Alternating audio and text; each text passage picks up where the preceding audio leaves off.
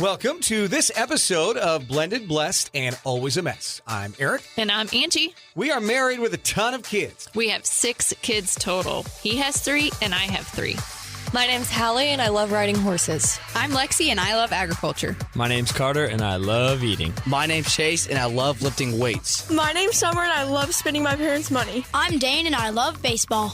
Our show is about our blended, blessed, and always a mess life. And our hope is if you find yourself in the same situation we are in, that by sharing our story, all the fun and all the mess, the challenges we are experiencing, it will give you some inspirations, laughs, and community, knowing you are not alone in this mess. We appreciate you spending time with us. Let's dive in. Welcome to the latest episode of Blended, Blessed, and Always a Mess. And we are excited today about our episode because it's a rainy morning on family vacation in Florida. Somehow, there's been rain in the forecast every day. As Angie and I have talked about over the years, I bring the sunshine, she brings the rain, and I got us 6 good days, and today we woke up to rain. So perfect time to record the podcast. And today, we thought it'd be great to have Angie's parents on because they've been married for 52 years. So Kenny and Alice Oligschlaeger are joining us this morning, Angie's mom and dad. They've got 7 kids, a bazillion grandkids, a bazillion great-grandkids. I mean, they have started the family line, okay? It's a long time to be married, and so our listeners want to know several different questions. And Angie, as always, putting in the work on the backside of this. Well, can we just talk about how excited they are to be on this podcast? I mean, they have been begging to be on. Is that accurate, Mom and Dad? No. Not at all. They're so nervous. It's so cute. So we also have a couple of kids sitting around the table that are listening too and trying to coach them through like, it's going to be okay. We can edit. It's fine. All right. So we're going to dive in initially of just tell us your story. Like, you have a great story. How'd you guys meet? Well, way back in my younger days, probably 62, 63 in there somewhere, 1962 or 63. Some of us guys from home always went over to the river to Mary's home and played basketball. We was over there one Sunday afternoon. We walked into the hall, and then this beautiful young girl with red slacks and red top and long black ponytails on the lower area of the gym, roller skating underneath the goal. And I thought, holy, there's my girl. See, they have a great story. Now, Mom, do you remember seeing Dad? I do. I do remember just the boys from St. Elizabeth. Someone said, that's where they were from. But that's all I really remember. But I do remember what I had on and roller skating. Oh, my gosh. That's so funny. Can you still roller skate? I did. Probably 10 years ago. I'm going to say, Grandma's pretty active. We play on the beach, and she's throwing the football, and she's hitting the volleyball. And so, yeah, I can see being a good roller skater. Yeah, good choice, Dad. She's got it going on at 72 still. So, okay, what happened after that, though? Okay, you saw her. Then what? Well, our first initial date was we had our reserve company Christmas party, I think it was. And asked her out for a date on that. And so we was in our uniform, and we walked into this building, walked up the stair steps, and all these guys were, who's he got?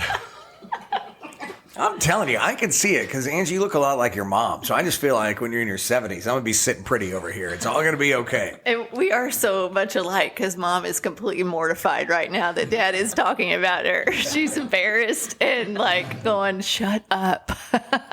But for this reserve unit party, I actually was his second choice. Oh, burn! Oh, it had to come out, didn't it?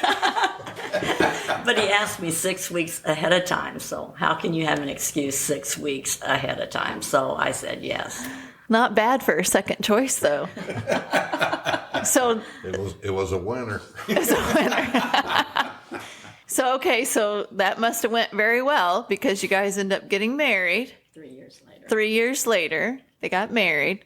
Tell us what was significant about the wedding day, or maybe even what's different now. Like when you think about your wedding day, what's your first memory? I mean, I know it's hard because it was a long time ago, but.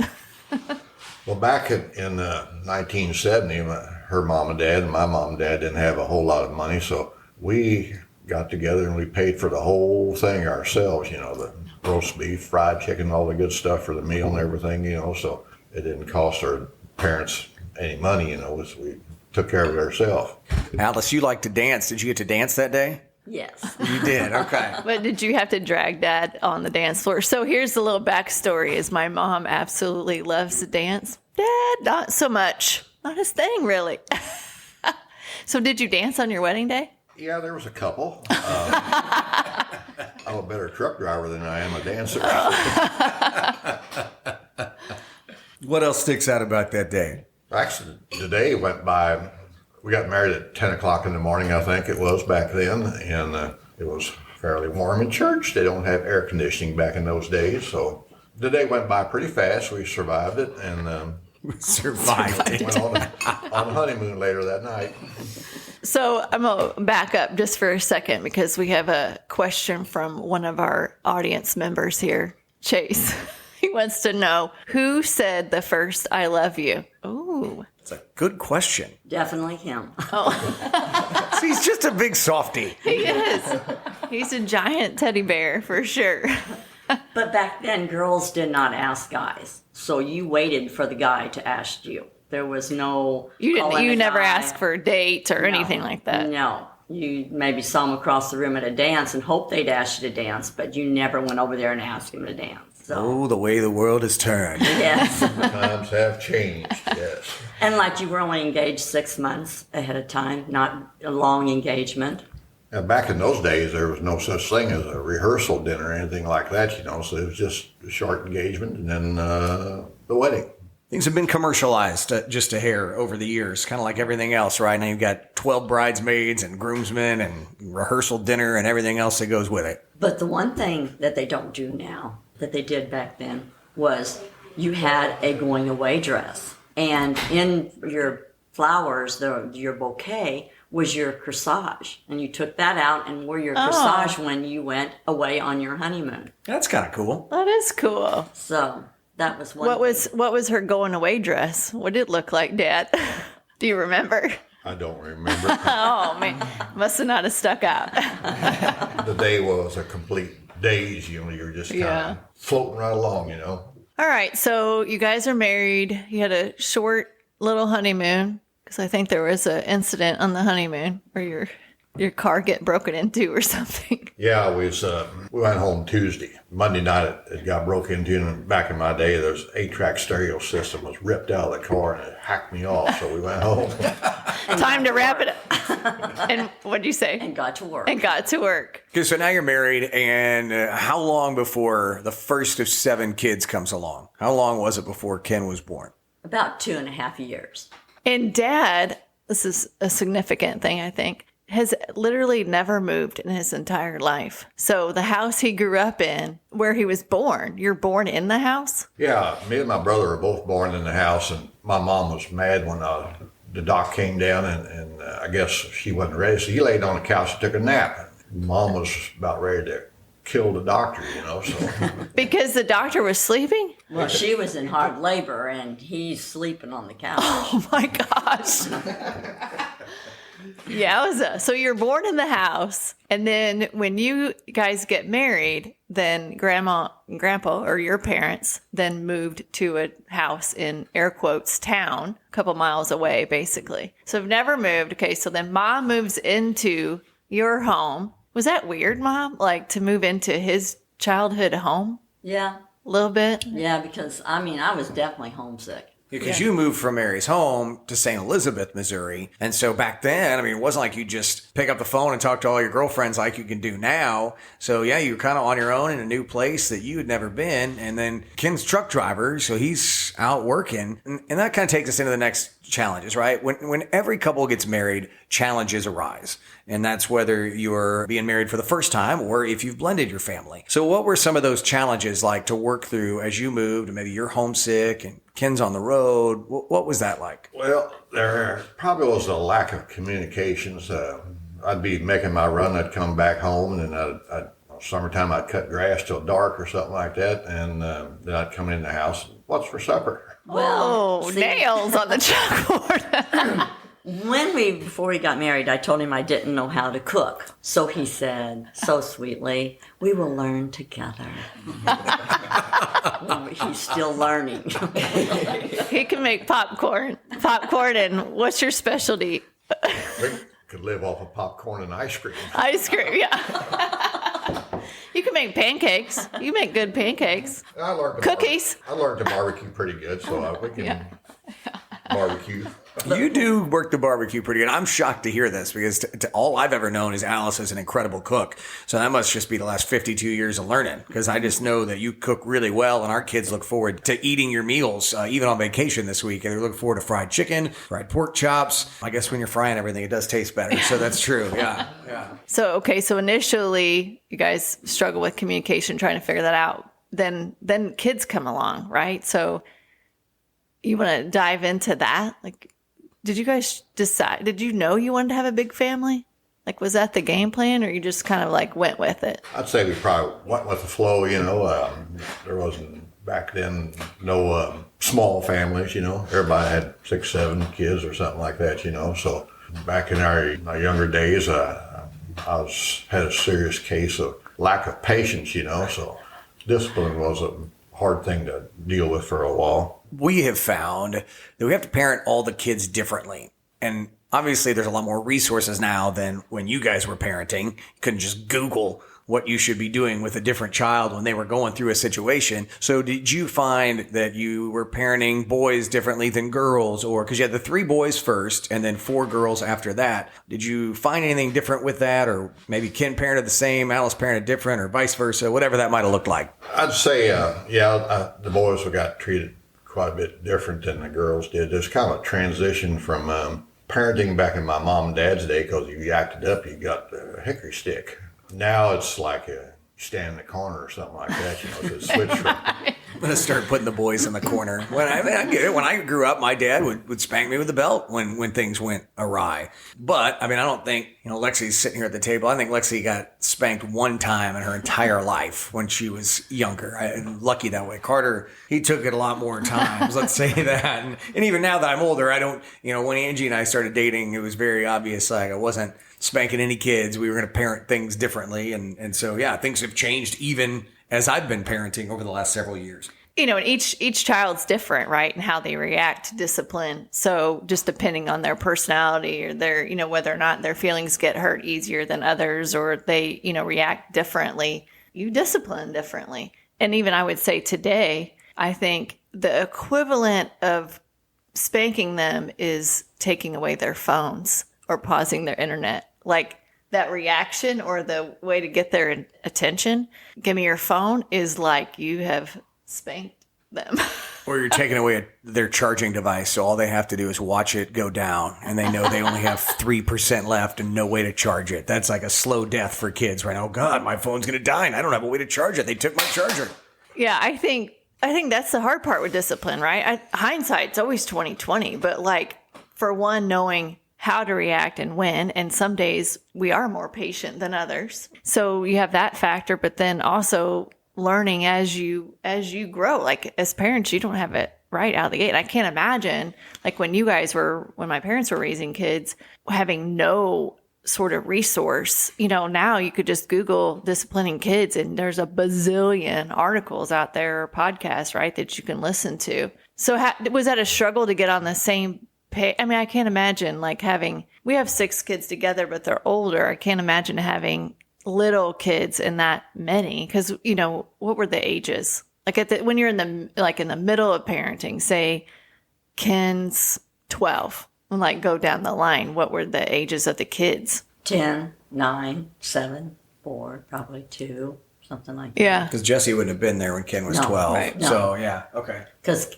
Ken was almost 16 when Jesse was born. And then you were home all day with all the kids and Dad working. So I'm sure when he walks in the door, there's a lot happening, probably would be my guess. Yes. And how do you navigate that? Because I will say, growing up in that household, I don't remember you guys fighting at all. Like, I do remember a couple times Dad saying, "What, you're going to give your mom a nervous breakdown, kids," And I remember Mom being quiet and us worrying about that. But that's it. Like, I don't remember you guys fighting. So how did you handle that?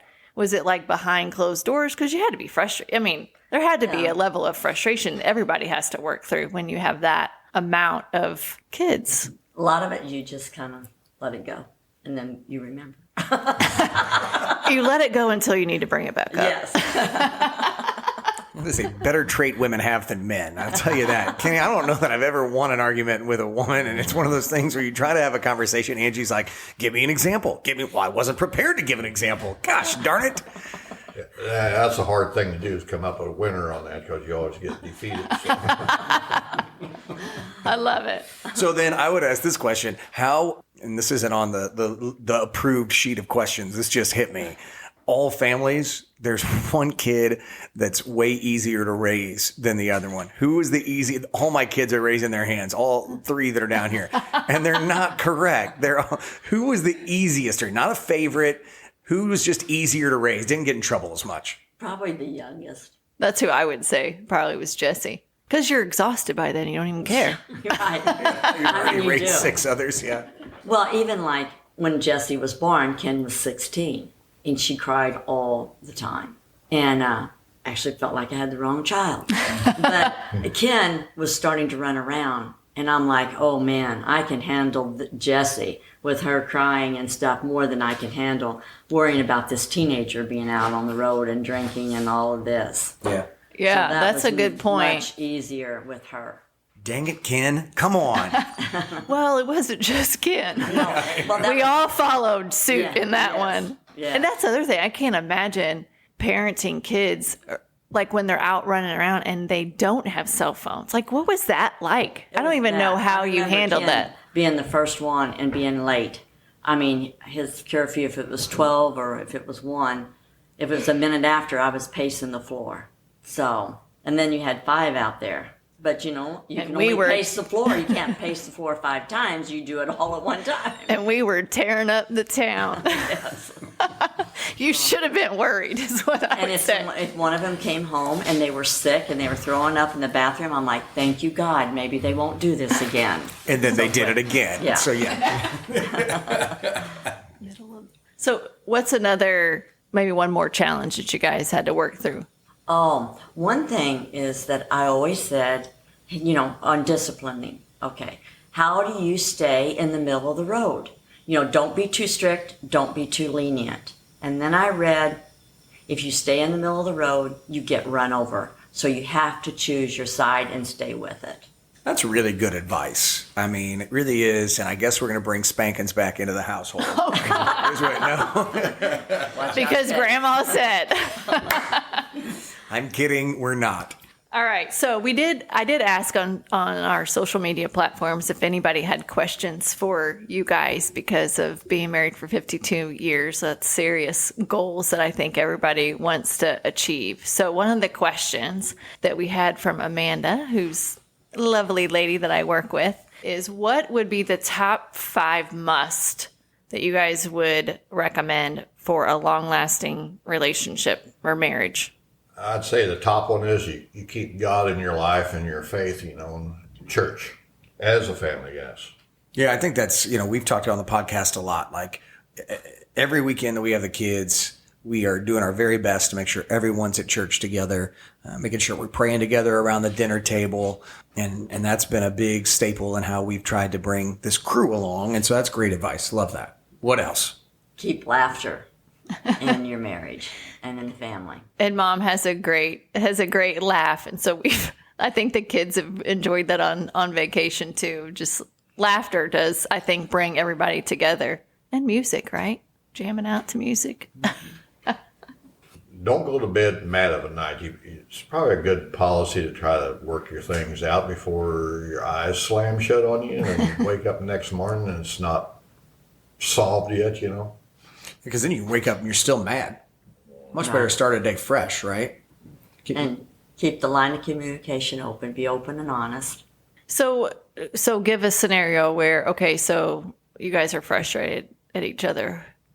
How do you actually talk through that when you're mad? Like, how's that go for you guys? Because I think that's hard. It's hard to not just dig your heels in the ground and say, this is the way it is, and just to be open and talk about it, because that means you're giving each other feedback, and that is hard. No one likes that. Probably the one thing that doesn't gets said near enough, and it's, honey, I'm sorry, forgive me, or something like that, you know. That's probably not said near enough. And I love you. Yeah, that was one thing we were kind of talking about this topic before we started recording, and that was one thing Mom said is there's 3 phrases you should have in every marriage. I'm sorry, I love you, and I forgive you. Some probably say I'm sorry more than others. I'm kidding. Dude, you know you can say that. It's okay to say it, honey. It's all right. All right. It just is never on the tip of my tongue. Weird. Okay, so we do have one more question. Was that the 5 things? Yeah, the 5 things were pray together, basically have God in your marriage, open and honest communication, even when it's hard. Don't go to bed mad. Make sure you resolve it before the sun goes down. Laughter, and the 3 phrases. I'm sorry, I forgive you, and I love you. So one other quick question we had on social media is the viewers, listeners, were wanting to know who is your favorite child? And that was It's okay to say me because you're on vacation with us. That was an easy one. The one who asked. They do get asked this question a lot by their kids, and that did come from Tracy, one of their kiddos, is ask them who their favorite child is. And the grandkids ask that. Yeah, the grandkids Some ask. of them. And their answer is always like, well, you are, because it's who they're talking to. So, that's a life hack right there, too. Pretty funny. Yeah, whichever kid asks, well, you are. And then the next kid, you are. Yeah, it doesn't matter to me. I love it. That's fantastic. Well, and I think along those lines, too, we were chatting on the porch this morning, it's raining, is, whenever you have a big family or you're thinking about having another child, I think you kind of naturally, and maybe this is more of a female thing versus a male thing, but you kind of question, like, how can will I have enough love to give to the next kid? And Mom, what was you were talking about that, like, you kind of think, oh, well, if I have another kid, am I going to be able to love them the same as And you do. It doesn't matter how many. Even like now, 19 grandkids, 3 great-grandkids. You love them all. You have enough love. So I think that's a great place, especially for people that are in a blended family situation, is that we see our kids at different times struggle with, well, you love this one more than me, or this one more than me. I'm sure that's in every family, right? Whether that's the traditional family or the blended model family, is that there's a child that feels like they're not being loved enough. And that's a great way to put it, is they just don't understand until you're a parent. You love them all, and you love them all the same. You love them in different ways, just like you parent them in different ways, but you don't love one more than the other one. Is that fair? Yeah. Yeah, they all have special abilities and traits, and you admire everything about them, so, yeah, you love them all. When we were talking about this, Lexi and I were on the porch, and I'm like, it's the same as a blended family. Like, I think, when you're thinking about blending a family, you question that a little bit of like, well, how am I, am I going to love someone else's kids the same as mine? And you just do. You just do. It's like, oh, wow, there's more space in my heart, for other kids. And when you're bringing a family together, you just naturally take them in, right? And love them the same. But before you experience that, it's hard to kind of imagine. For sure. What else, maybe? Is there anything else that you guys want to share that you think has made your marriage successful and that anybody could utilize in their life to try to be around married for 52 years like you guys? Well, we missed our 50th anniversary because of COVID, so now we're aiming for the 60th. So I love that. Hanging right in there. I think on the family tradition is when we all get together. I love that. And we pray together and we all hold hands in a circle.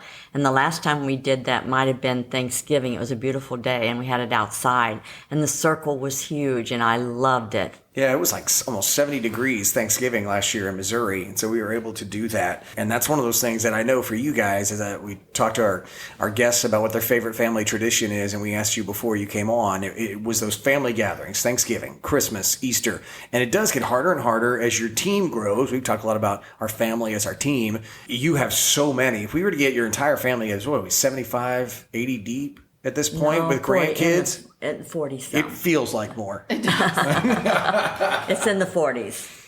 See, now was this very painful? Yes, it was.